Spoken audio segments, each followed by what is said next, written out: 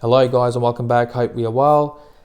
Now the watch we're going to check out today is one of those watches that most people will look at and think it's way too big for their wrist. And to be honest with you, I can't really blame those people because I was of the same opinion a few months ago when I first looked at this watch and thought to myself, there's no way I can pull this watch off and it will look ridiculous on my 7-inch wrist. So I never thought about it again and just left it there. But only a couple of weeks ago, I stumbled upon this watch again and decided to take the risk and ended up buying it anyway. And I'm so glad that I did buy this watch because looks can be deceiving and that fits really nicely in this scenario. So let's take a closer look at this Seiko and see how big this watch actually is and how does it fit on my average sized wrist. But let's talk about the price first. So the retail price for this watch in Australia is $675, but I only paid $249 for this watch. So I'm really happy with the amount of discount that I managed to score on this watch. But in my opinion, the retail price of $675 is just way too steep for a watch like this anyway. Let's talk about the dimensions now. So the case size on this watch is 46.5 millimeters. I know that does sound scary, especially to people with small to medium sized wrists, but bear with me. I'll give you a wrist shot a bit later on in the video. I've got an average sized wrist, so I'll show you how it fits on my wrist. Just to let you know, it does wear smaller than its true size of 46.5 millimeters. Now, I'm not saying that this watch will fit nicely on smaller wrists, but people with medium or average sized wrists will do okay in my opinion. Lug to lug distance is 45.9 millimeters, case thickness is 12.6 millimeters, and lug width is 22 millimeters on this watch. So those are the dimensions.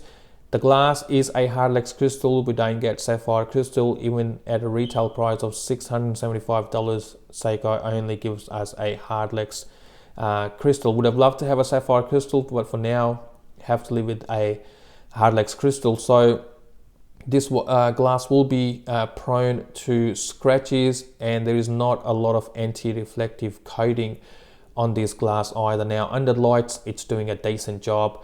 You can read the dial, you can see the dial, no complaints there at all. But out in the daylight or in the sunlight, you will definitely see some issues or you will see some legibility issues where from certain angles you will not be able to read the dial. But under lights, no complaints. No complaints at all. And you can see this big part of the case, which is protecting or covering the case. This shroud, the material used for this shroud is a ceramic material. Now this shroud obviously adds a fair bit to the overall case size as well. We have a stainless steel bezel on this watch. The bezel function or the click function is really nice. Has a fair amount of grip, this bezel as well, and it does a decent job with aligning at 12 o'clock too. We do have a pip lume as well. Coming to the dial is really nicely put together by Seiko. We have nice texture to this dial. It's not a plain looking dial. We've got applied markers all around with a big triangle at 12 o'clock, rectangles at 3, 6 and 9 o'clock, followed by circular markers all around except at 4 o'clock where we have our date window. Seiko printed underneath 12 o'clock, Prospex logo, solar, divers 200 meters printed right above the 6 o'clock marker. I like the size of the hands as well. They got decent size on them, and I'm glad to see that the seconds hand is hitting all of those markers really nicely. So well done Seiko and making sure that the seconds hand does hit those markers. A lot of the times the seconds hand does fall short, but in this scenario, in this case, it is hitting those markers really nicely. We have plenty of lume on this watch too. We have Seiko's Lume Bright on this watch. Let me just turn the lights off and let's take a look at the lume, or check out the quality of the lume as well. And let me tell you, it is absolutely fantastic. So you can see it is really legible. You can see the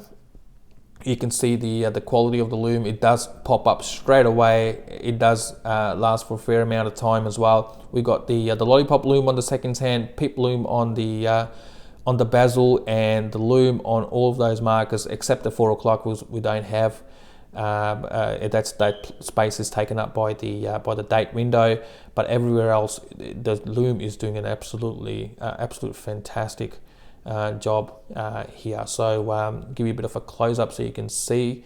So Seiko's Lume Bright does not disappoint on most occasions, and it does not disappoint here for sure. So really happy with the quality of the Lume and the strength and the brightness of the Lume on this watch. All right, guys. So that's the Lume for you. Let me just turn the lights back on again, and let's talk about the strap on this watch. So this comes with a silicone strap, Seiko silicone strap, and it is really comfortable, really soft, quite opposite of what we are used to from Seiko, where most of the straps take a fair amount of time to break in. They're hard and not comfortable at all, but this is really comfortable. We've got an unsigned buckle on this one with one keeper. The buckle has this PVD coating which matches up with the lugs and the crown as well. The crown is stainless steel, as you can see, but for any reason you don't like this strap, with this 22mm lug width, there'll be plenty of options out there for you to choose from, and I'm sure that most people will be able to find something they like and that will fit this watch. Let's take a look at the case back as well. Let me just give it a quick wipe so I can take the fingerprints off. So here we go. So we got a screw down case back with a screw down crown. You can see divers 200 meters. This is an ISO certified divers watch. There's other information on this case back as well. Stainless steel V157. That's the quartz modular used by Seiko in this watch. Stated tolerance is minus to plus 15 seconds per month. Solar rechargeable, so takes about 9 hours of sunlight to fully charge the watch. Gives you 10 hours of 10 months of life. You can get 10 months of life once the watch is fully charged, but obviously you can keep charging it along the way as well. This watch does come with a overcharge protection. So that's the watch for you guys. I think for the price that I've paid for this watch, it justifies the price. I'm still of the opinion that $675 is a bit of an overkill for this watch. At around $250 to about $300 is a good price to be paid for this watch. Let me give you the wrist shot now.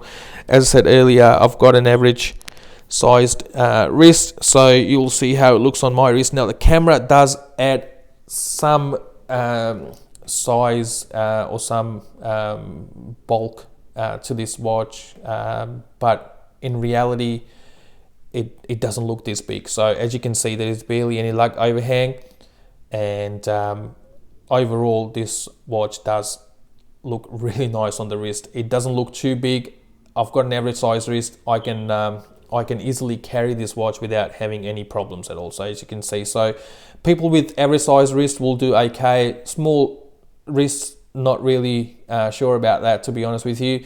But large wrists will obviously not have any problems at all. So here we go. Thank you very much for watching. I'll see you with my next video shortly. Until then, stay safe and look after one another. Thank you very much again.